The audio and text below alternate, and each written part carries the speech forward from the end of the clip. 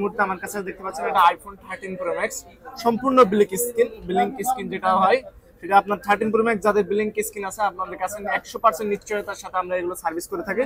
দেখেন আমি আজকে এই ডিসপ্লেটা যে একটা সিগনেচার রেখেছি এই সেম ডিসপ্লেটাই আমি ঠিক করার পরে আপনাদের দেখাবো।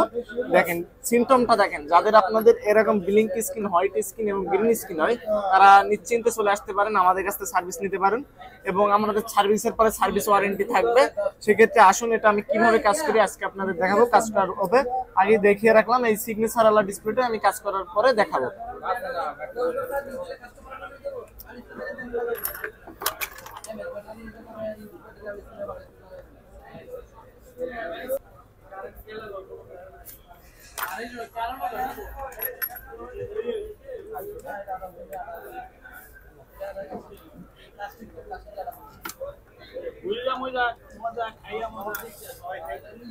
আলহামদুলিল্লাহ ডিসপ্লেটা টোটালি ওকে হয়ে গেছে।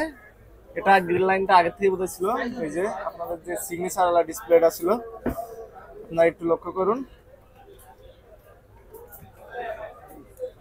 ডিসপ্লে আপনার গ্রিন স্ক্রিন, হোয়াইট স্ক্রিন হলে ঠিক হবে, এমনি আদার্স কোনো বা গ্রিন লাইন যেগুলো আসে এগুলো ঠিক হইব না।